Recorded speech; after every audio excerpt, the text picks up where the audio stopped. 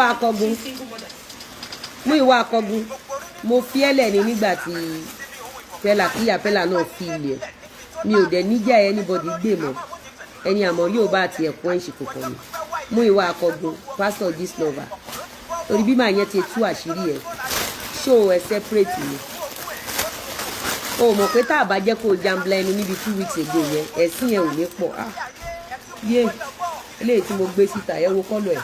Wàhálà ńlá ló ṣẹlẹ̀ sí arákùnrin tí a mọ̀ sí pásítọ̀ MUYIWA Akogun tí ó jẹ́ wòlíì tí ó prophesy sí LIZZY Anjorin nígbà kan rí. LIZZY Anjorin tó ti bẹ̀rẹ̀ wàhálà pẹ̀lú rẹ̀ o. Ó sọ ọ̀rọ̀ gidi gan sí wòlíì yìí. Bẹ́ẹ̀ wọ́n ti sọ wípé kò dáa kó máa sọ̀rọ̀ òdì sí ìránṣẹ́ Ọlọ́run ṣùgbọ́n LIZZY ò gbọ́ èyí. LIZZY fi ara balẹ̀ tí ó sọ̀rọ̀ sí arákùnrin yìí ni ó ní kì í ṣe wòlíì, ó ní kì í ṣe èèyàn Ọlọ́run. Àwọn ọ̀rọ̀ tí arábìnrin yìí tí ó sọ sí wòlíì yìí nìyí. Ẹ jẹ́ ká gbọ́ nǹkan tí arábìnrin yìí tí ó ní láti sọ. Pastor this lover, mi sọ fún ẹ pé o máa ṣẹ̀sìn.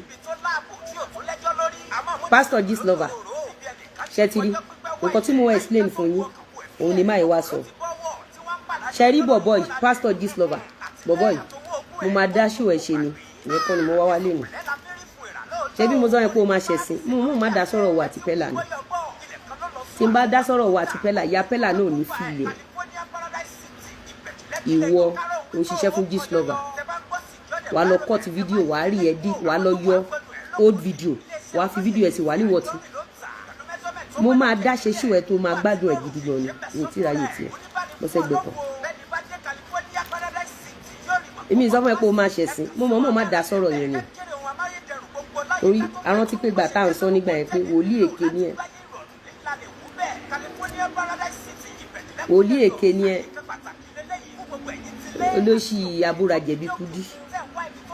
Gbogbo ẹ̀yin olóṣì dédé yẹmi ò gbà tí yín kankan. Àtòrí mi yé tí kan máa bá tèèyàn jẹ.